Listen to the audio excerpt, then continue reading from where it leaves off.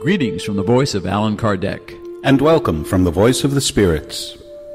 We are here today to take you on another audio journey through The Spirits Book by Allan Kardec. Today's segment is taken from Part 2, Chapter 3, The Return from the Corporeal to the Spirit Life. Questions 154 to 162 deal with the separation of the soul from the body. Enjoy. Question 154. Is the separation of the soul from the body a painful process? No. Frequently, the body suffers more during life than at the moment of death. The soul itself feels nothing at death.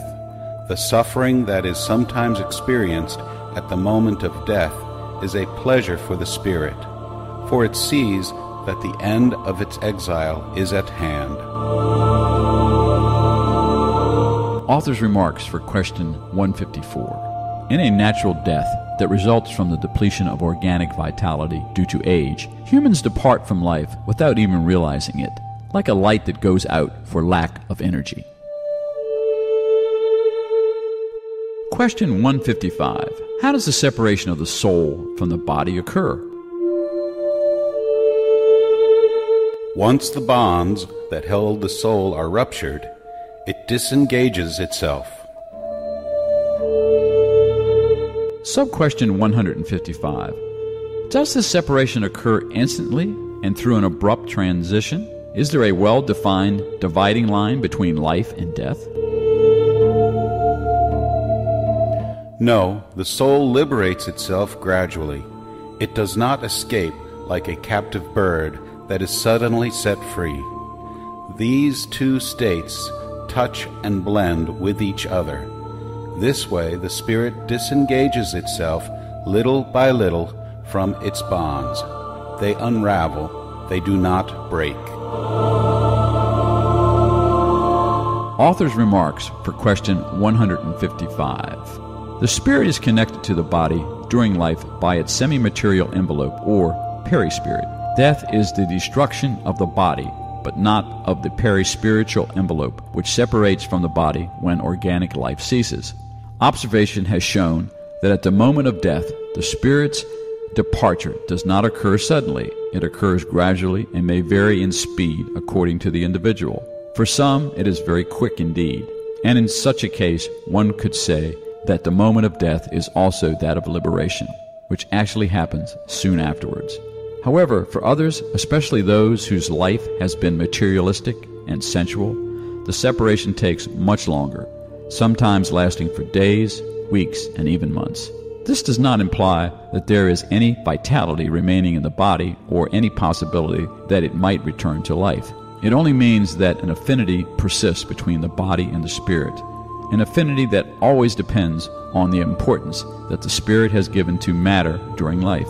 It is logical to believe that the more the spirit has identified with matter, the more it will suffer upon separating from it.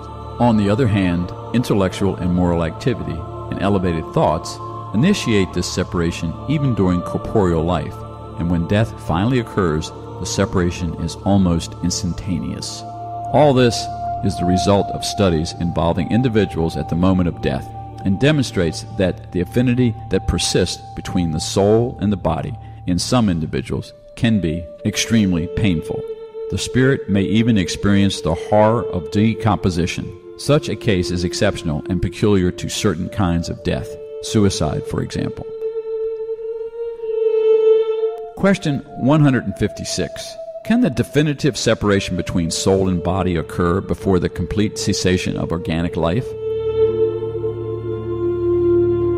Sometimes, in the death throes, the soul has already left the body, which has nothing left in it except organic life. The individual no longer has any self-awareness, and yet a faint breath of life still remains. The body is a machine that is kept going by the heart, and it continues to live as long as the heart circulates blood in the veins, and for that it does not need the soul. Question 157. At the moment of death, does the soul sometimes experience a yearning or an ecstasy entailing a foreglimpse of the world it is about to re-enter?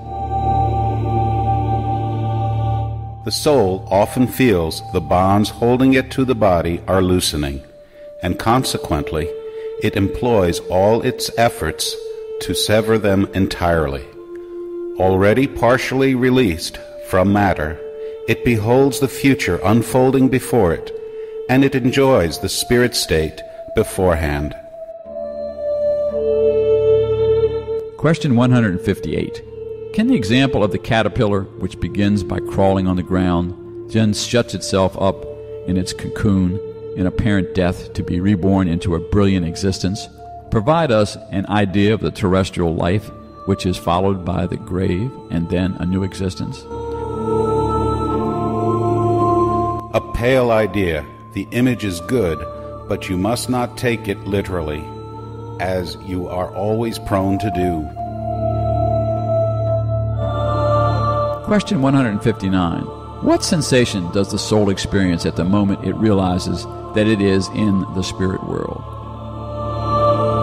That depends. If it has done evil for the love of it, the spirit is at first ashamed of what it has done.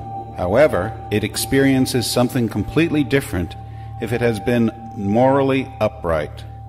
It feels relieved of a great weight and does not fear the most scrutinizing glance. Question 160. Does the spirit immediately meet those it knew on earth and who died before it? Yes, depending on the affection that they had for one another, they almost always come to receive it as it strives to return to the spirit world, and they may even help free it from the bonds of matter. It also sees many whom it had lost sight of during its sojourn on earth. Additionally, it sees those who are in the errant state and goes to visit those who are still incarnate. Question 161. In violent or accidental death, when the organs are not yet debilitated by age or disease, does the separation of the soul and the cessation of life occur simultaneously? Usually so. In any case, however, the instant that separates them is very short. Question 162. After being beheaded, for example, does an individual remain conscious for a few moments? Frequently, it remains so for a few moments until organic life is extinguished once and for all. However, many times the fear of death causes a loss of consciousness before the actual moment of execution. Author's remarks for question 162. This question refers simply to the consciousness that victims may have of themselves by means of the body, and not as a spirit. If they do not lose consciousness before execution, they may preserve it for a few very short moments, but they must necessarily lose it with the organic life of the brain. This does not mean, however, that the perispirit has completely disconnected from the body. On the contrary, in all cases of violent death, that is, when death does not result from a gradual extinction of the vital forces, the bonds that join the body to the perispirit are more tenacious and complete separation is slower.